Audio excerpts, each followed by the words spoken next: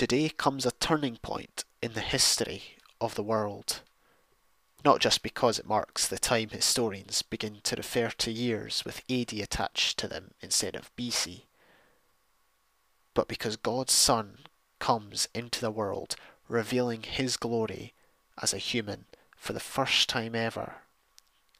God is now dwelling with his people. I will now read from Luke chapter 2, verses 1 to 7.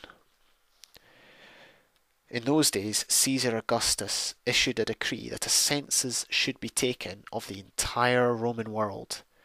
This was the first census that took place while Quintilius was governor of Syria, and everyone went to his own town to register.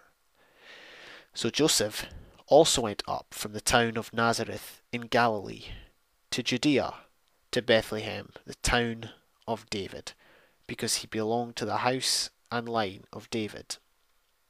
He went there to register with Mary, who was pledged to be married to him, and was expecting a child.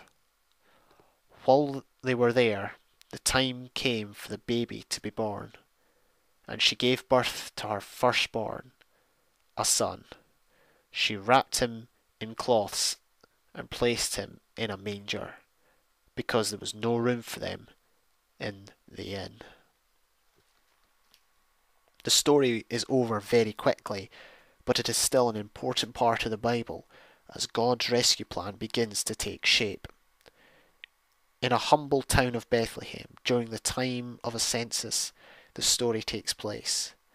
But it is not a royal bed for Jesus or the warmth of a palace in which he is to live, but he sleeps in a manger, a feeding trough for animals. God sent his Son into the world, and he experienced trials of many kinds, and they begin for him as a baby, sleeping in poverty. Jesus was a king, not a rich and grand king that we would think of, but a poor and humble king. We shall continue with this theme of an ordinary or poor birth of Jesus next week, when we meet visitors who came to worship him.